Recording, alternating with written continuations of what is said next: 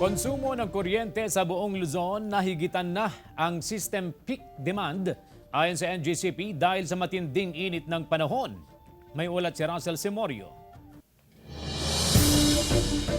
Abalang teknisyan na si Mang Edwin sa kanyang repair shop sa Dagupan City. In demand daw siya ngayon dahil sa dami ng nagpapaayos ng air cooling appliances tulad ng aircon, ref at electric fan dahil sa matinding init ng panahon. Marami siya ngayon kasi talagang ang temperatura natin masyado nang mainit eh.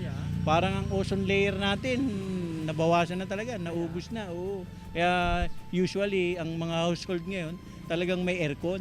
Sa tala ng Department of Energy, naitala noong April 19 ang pinakamataas na konsumo sa kuryente sa buong Luzon na pumalo sa 12,235 megawatts. Mas mataas ito kumpara sa system peak demand sa Luzon Grid na 11,425 megawatts noong Miyerkules.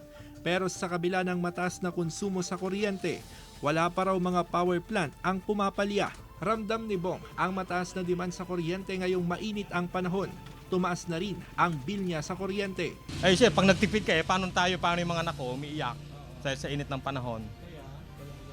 Wala, no choice. Mag-aircon sila. Yung nga lang, patay ka sa kuryente. Puspusan ng upgrading ng NGCP sa kanilang mga substation para matiyak ang maayos na power transmission ngayong tag-init. May substation upgrading din sa Pangasinan, La Union, Nueva Vizcaya, Isabela, Tarlac, Pampanga, Nueva Ecija at Zambales.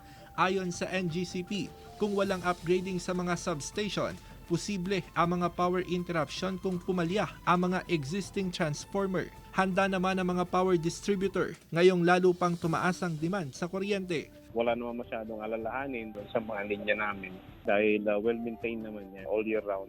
Kasama si Jing Dakanay, Russell Simorio, 1 North Central Luzon.